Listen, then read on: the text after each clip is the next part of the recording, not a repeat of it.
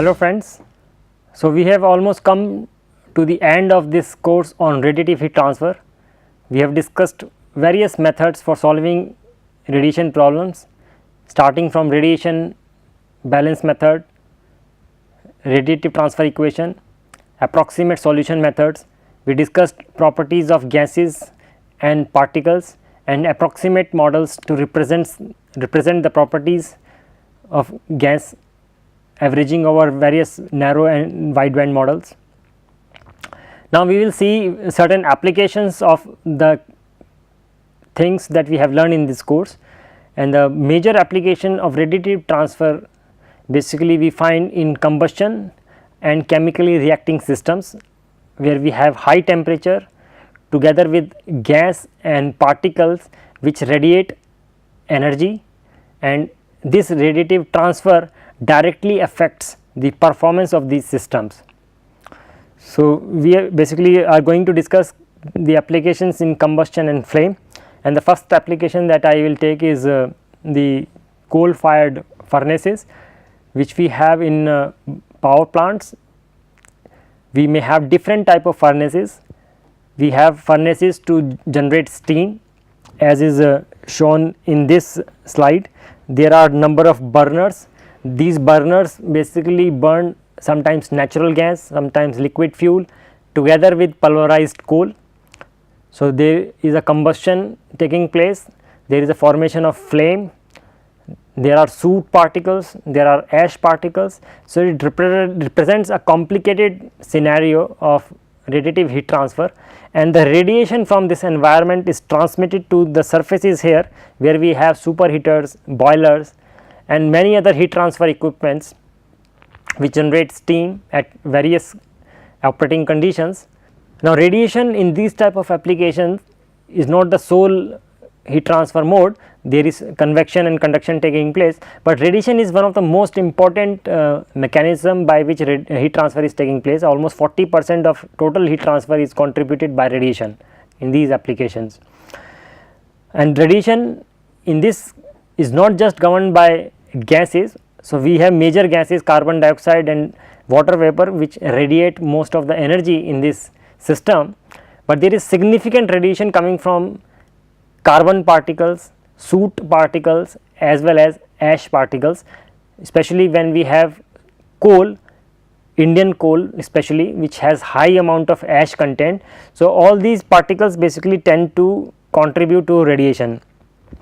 Coal or partly burnt coal, char, soot and fly ash. The radiation from soot may in fact be the single most component of radiative heat transfer. So, it may dominate the gas radiation in these applications, because there is significant amount of soot present in this coal burning furnaces.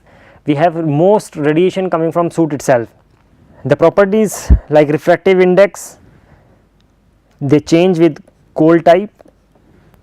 So, different coals from different countries, different mines, they have different properties, complex index of refraction. So, we need to characterize each and every coal before we apply the radiation programs that we have learned to find out the properties and then solve for radiative heat transfer. We have to understand what kind of coal we have.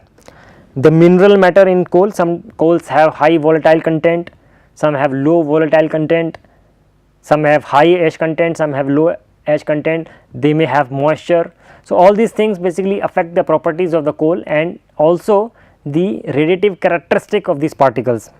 And also we have the type of burning, type of processes governing the burning of the coal.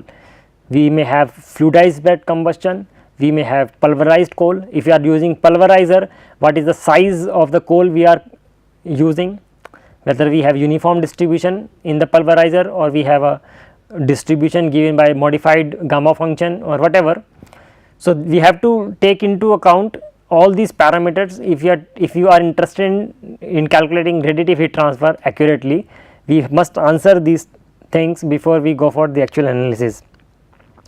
Then this soot and ash particles, they fly from these zones. So, mostly in the hot region we have mostly what we call soot. So, this is the region where we form soot, because soot is formed in high temperature region. So, most of the soot is present here and it may deposit on the walls. Okay. So, some soot will deposit at the walls, making the emittance of the wall change. If we have no soot present on the wall, the emittance may be different, while if the soot is present, and in fact most of the walls of these furnaces are basically black because the soot is deposited on the walls. So, depending on what kind of soot formation is taking place on the wall, we may have different emittance of the wall. Then in the upper portion we have more of ash, because the coal is totally burned, soot, in fact soot is also burned. So, what is left with is ash, and ash is basically present in the above portion, and because most of the furnace heat transfer equipments like boiler and super heater are also present in this part, the ash may actually act as a barrier.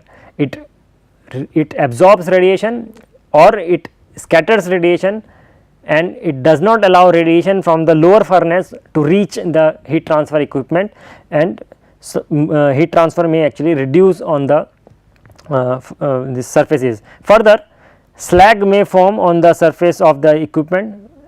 As time progress, the ash may get deposited on the surface, and this again may alter the properties, the radiative properties of the heat transfer surfaces, as well as it may change conduction and the surface properties of the heat transfer surfaces as well. So, basically we are interested in finding the heat transfer in this equipment. We are interested in finding the temperature, the heat fluxes. So, when we are designing a boiler, we are basically interested in what is the temperature distribution in this furnace, what is the distribution of heat flux, how to keep the heat transfer surfaces so that they are exposed to maximum amount of radiation.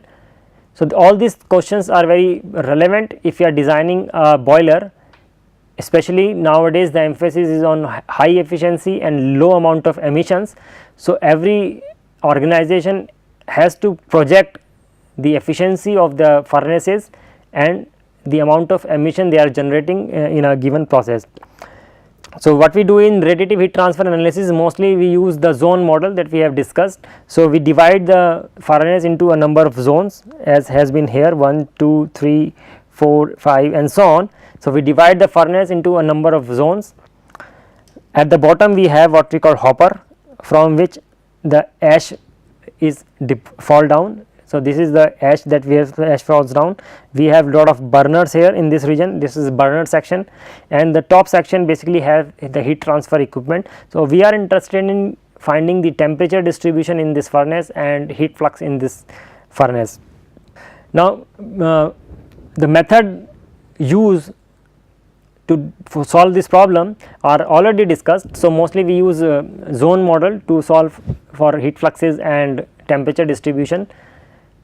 We use the weighted sum of Gray gas model or K distribution model to represent the properties of gases, and we also use particle distribution. So, here we are interested in only the qualitative behavior, how the qualitative heat flux basically change. So, what you see in this is basically the heat flux on the wall. So, Z is equal to 0 is the bottom portion of the, so we have this furnace. So, Z is equal to 0 means at the bottom of the furnace, and Z is equal to 10 here is the highest portion of the furnace. So, we are finding the heat flux on the wall. So, radiative heat flux on the wall is basically plotted here. So, the things that you should observe is, so here C represents char or coal, F represents ash, S represents soot, and G represents the gas. So, just to emphasize on the point how important the particles are, the soot and ash particles, we see this image, and we see that if we neglect the soot particle, we neglect the ash particle, the radiative heat flux plotted is very large. So, this is the heat flux if we neglect the presence of soot, if we neglect the presence of ash. So, we predict very large amount of heat flux. So, of course, if we have error in predicting heat flux, our design is going to be not performing as per our expectations. If we have soot present, then this is the radiative heat flux. Okay. So, this is the amount of heat flux if we have soot and ash present, and we see there is a great reduction in the heat flux. So, why? Because soot absorbs significant amount of radiation.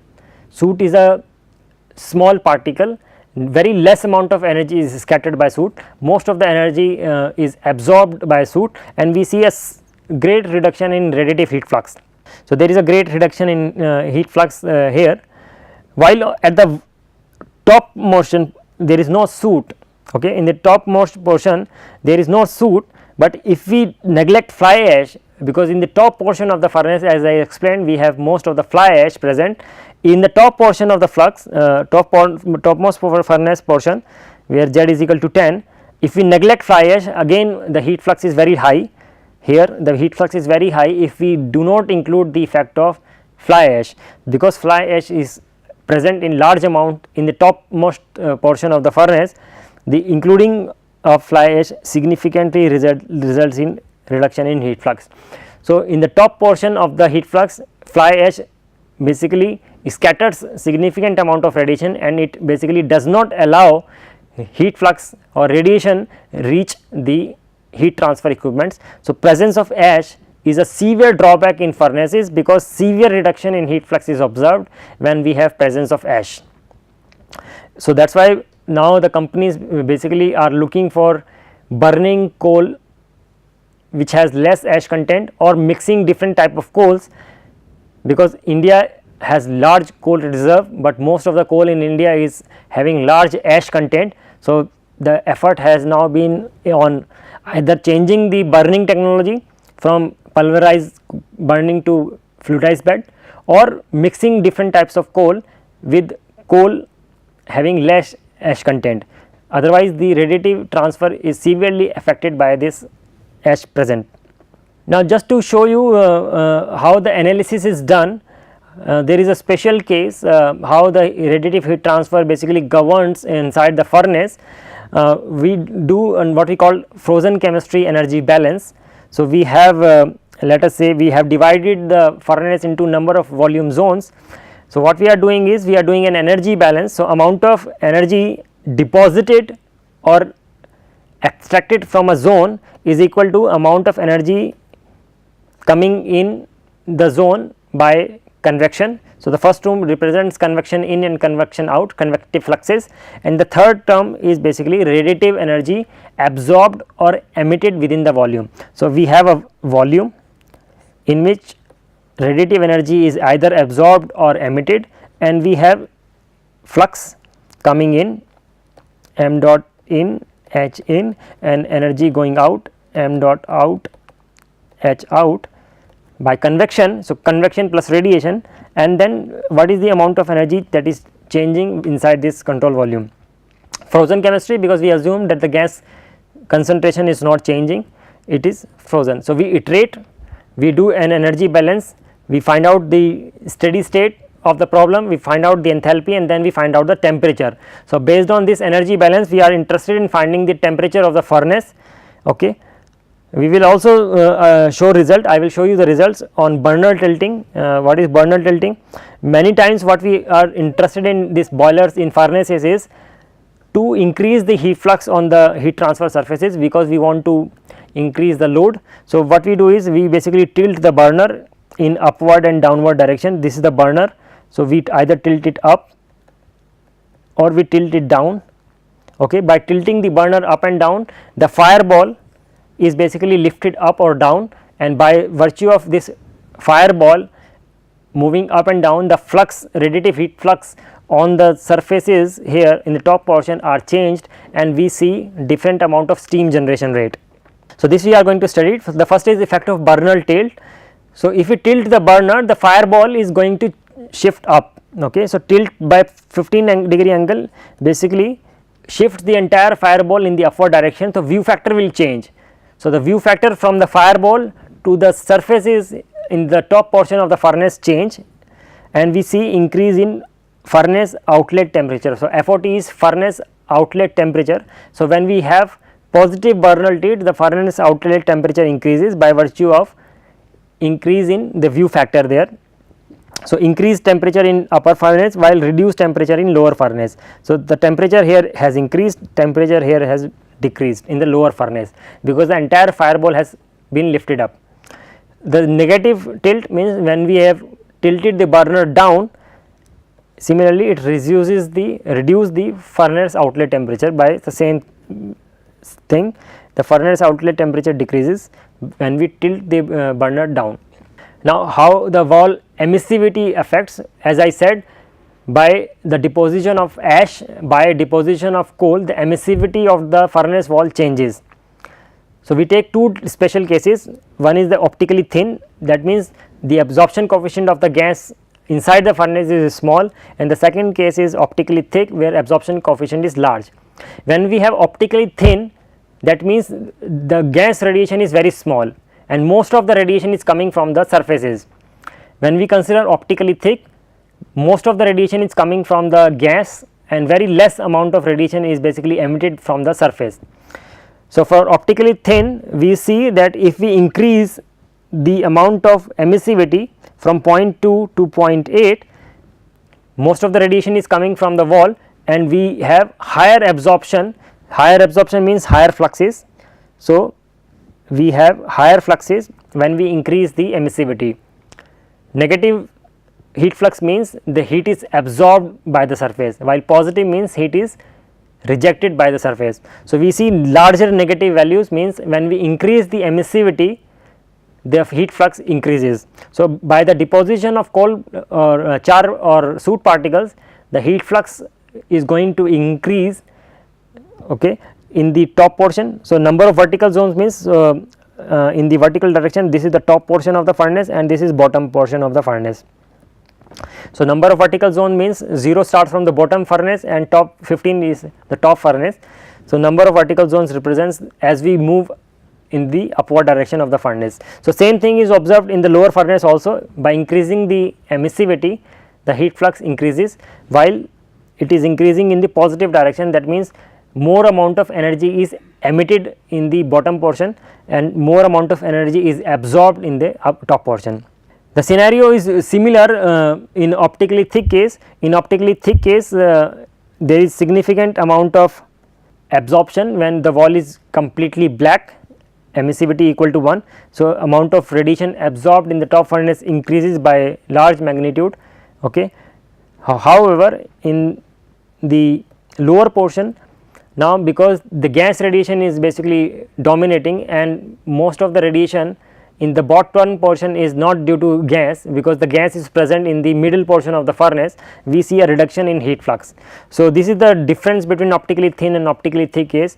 In optically thin case, the lower portion was emitting radiation and it emitted more because emissivity was increasing, while in this case the lower portion was not able to emit much radiation because it is optically thick case, and we see a reduction in heat flux in the bottom portion also. Now, effect of scattering, this thing I mentioned in detail. The effect of scattering is mainly present in the top portion. Some scattering particles may also be present in the bottom portion, but the overall effect of scattering is that it blocks radiation, it does not allow radiation to reach the wall, and we see a reduction in heat flux. So, we see that this heat flux is less than this value, and the reason is because it blocks radiation, it scatters the radiation away from the wall, and we see our overall reduction in heat flux because of scattering. So, that was the furnace. Now, let us look at have a look at flame. Now, in many applications we have flames, let us say diesel engine, petrol engine, we have what we call laminar diffusion flames. Now, laminar diffusion flames typically we find in let us say diesel engines. In these type of flames, what we observe, and also in fires, what we observe here is that the effect of radiative heat transfer is to decrease the temperature of the flame, because flame have very high temperature. The temperature of the flame is of the order of 2000 Kelvin. Significant amount of radiative energy is basically emitted from the flame, and the effect is the temperature of the flame is reduced. If we do not take into account any radiative heat transfer or any mode of heat transfer, what we get is adiabatic flame temperature. But if we take into account radiative heat losses, then the temperature will be less than the adiabatic flame temperature, and the effect is basically it lowers the temperature in high temperature region. So, wherever the temperature was high without radiation, the temperature will reduce, and wherever the temperature was low, the temperature is increased. So, we get more uniform temperature distribution in flame when radiation is taken into account, and that is what we are doing basically in the simulation part. So, if we simulate a flame in a computer simulation, if we do and we neglect radiation in the simulation, we get high temperature gradients, but if we include radiation, the temperature gradients will be small. It also alters the flame structure. The flame structure is also altered if radiative heat transfer is taken into account, and this is related to the temperature gradient and heat transfer taking place within the flame. So, now in this what you see is basically a jet flame. So, most of the gases I have shown 3 different images of a jet flame. So, we have 3 main radiating gases in this application: carbon dioxide, water vapor and carbon monoxide. We also have luminous radiation from soot. Okay. Now, if we neglect any sort of radiation, so this is a computer simulation, if we neglect any sort of radiation, then we get temperature of the order of 2300 Kelvin, and this is given by the first image. So, we see that there is a significant temperature, the flame has very high temperature of the order of 2300 Kelvin. Now, when this was compared with practical values, experimental results, it was found that the temperature is relatively high. When we include radiation, non-gray radiation using the K distribution model, full spectrum K distribution model, we get a reduction in temperature of the order of 200 Kelvin. So, this figure gives you temperature which is 200 Kelvin less than the figure without radiation, and this matches with the experiments much more than the figure without radiation.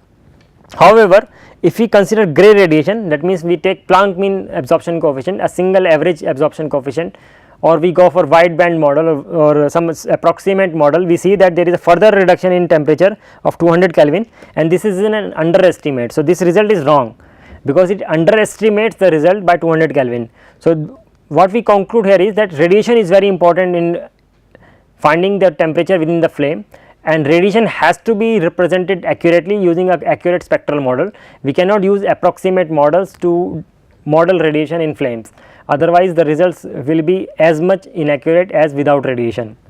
So, spectral effects have been highlighted again in this image. We see that the K distribution gives you only 3% error as compared to line by line calculation. Line by line calculation involves integration over the entire spectrum using very fine spectral resolution, and K distribution uses only 8 points for integration. So, we see that the method is very accurate, only 3% error is there. However, if we assume radiation to be gray, then we have significant error of the order of 80%. So, spectral effects are important as far as radiation in the flame is concerned.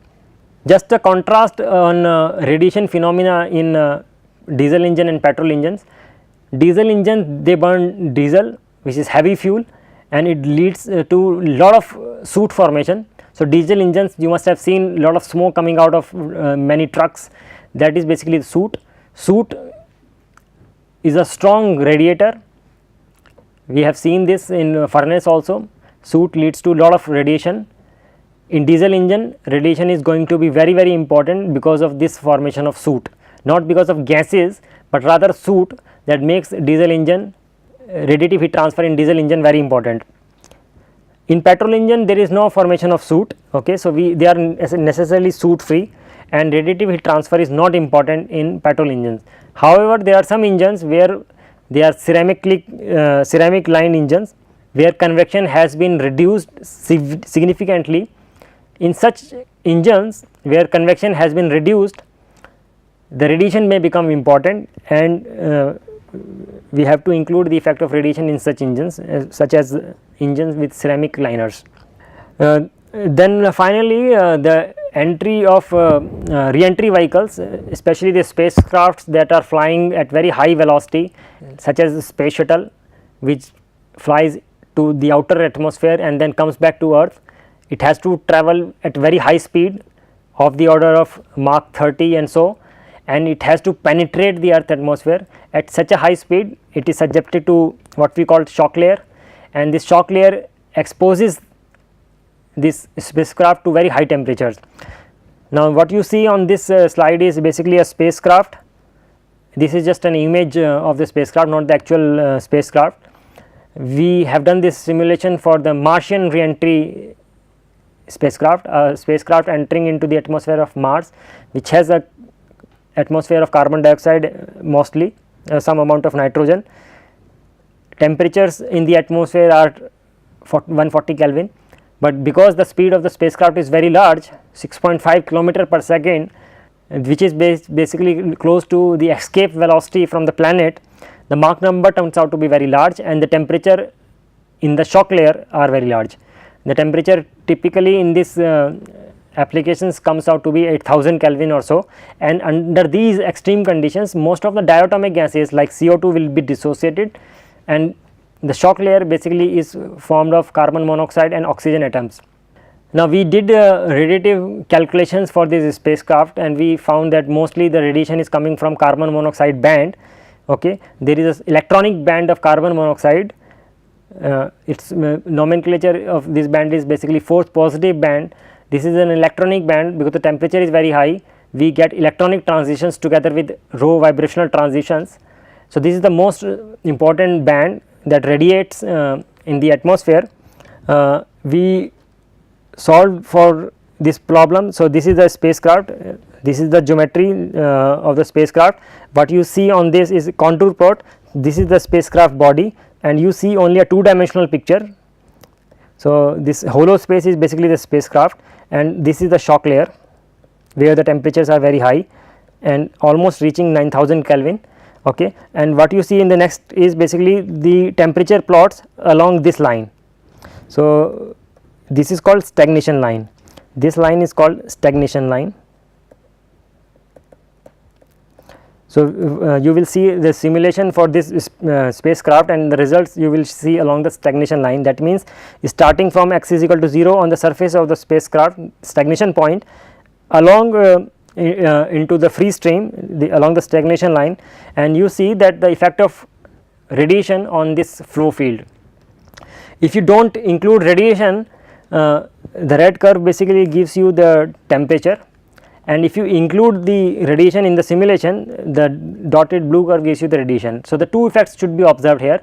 One is reduction in temperature, slight reduction in temperature, and the other thing is that shock has moved a little bit towards the spacecraft. So the two phenomena that has been observed is there is a reduction in temperature, peak temperature, because radiation energy is lost to the space, and there is a small shift in the shock towards the spacecraft. When we see the heat flux and radiative heat source term, we find there is a 15% reduction in heat flux because of radiation losses. So radiation makes the problem non-adiabatic. If we do not include radiation, the problem is adiabatic. If we include radiation, the problem becomes non-adiabatic, because radiation leads to loss of energy from the spacecraft shock layer into the outer atmosphere.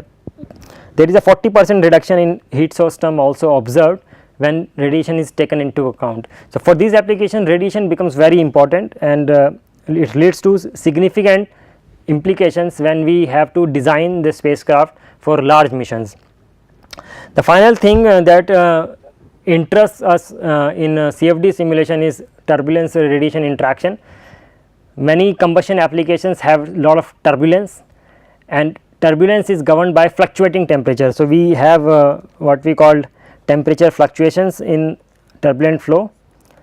So there may be a mean temperature of the flame, and there may be fluctuations in the temperature. Now because of these fluctuations in temperature, radiative energy is also going to be fluctuating. So the emission is going to be fluctuating. There may be fluctuation in concentration of gases also in turbulent flow. When concentration of gases also fluctuate, we have fluctuations in absorption coefficient. Okay. So now in turbulence, we are interested in finding the fluctuating component of radiative heat source term, how the radiative source term, the amount of energy that is absorbed or emitted fluctuates with this turbulent flow. So this is the quantity we are basically interested in. So, we define two types of turbulence radiation interaction, the emission TRI and absorption TRI. Emission TRI means fluctuations in the emissions. So, we know emission basically is given by absorption coefficient times black body intensity function. So, the brackets basically represents the components, the average component, the averaged over the fluctuating quantity. So, both kappa is fluctuating and both black body intensity are fluctuating. So, what is the average value? Now, we write this average value of emission as equal to average value of absorption coefficient times average value of black body function, but this is not equal to average quantity of emission. There will be a unclosed term, okay, and this term is basically what we called the emission TRI. So, the average of emission is not equal to average of absorption coefficient times average of black body intensity. There is an additional term equal to the fluctuation in absorption coefficient times fluctuation in black body intensity, and this term is called emission TRI. Similarly, the absorption TRI is defined as we have to find out the absorption kappa times I, where I is the intensity. We have to take an average over this value, but this average is not equal to kappa average and I eta average. There will be a fluctuating component, and this fluctuating component is absorption TRI. So, there are two types of turbulence radiation interaction. Turbulence affects emission by emission TRI and turbulence affect absorption by absorption TRI. So, these are the two unclosed terms that need to be solved in turbulence radiation interaction, which are solved in a similar manner that we deal turbulence using some kind of modeling approach. We have to find out this turbulence radiation interaction. So, how the turbulence radiation affects, basically turbulence radiation affects the heat loss from the flame. So, the heat loss is always large when turbulence radiation interaction is taken into account. As you see in this in these images, there is a, this is the flame temperature, sorry, this is the del dot Q value, the radiative heat source term, without radiation, with radiation but not TRI, and with radiation and TRI. So, the first thing is, if you do not take radiation into account, some amount of energy will be radiated out and the flame temperature will be less than the adiabatic flame temperature. So, if radiation is taken into account but no TRI, no turbulence is taken into account, then the temperature of the flame is going to be less, because larger amount of energy will be radiated out. But if turbulence radiation interaction is taken into account, that energy that is radiated out will be significantly larger, in fact 60% larger, and there will be overall reduction in gas temperature when turbulence radiation interaction is taken into account. So, you have to take into account the radiation, but also sometimes you may have to take into account turbulence radiation interaction to correctly predict the temperature of the flame. So, in this lecture we discuss one application, one important application of the concepts on radiative heat transfer as applied to combustion problems in furnaces and flame. We will discuss one more application in the next lecture applied to industrial system, how the industrial systems are designed keeping the radiation into account, and then one more application that we will deal with is atmospheric radiation. So, thank you for your time. We will meet in the next lecture.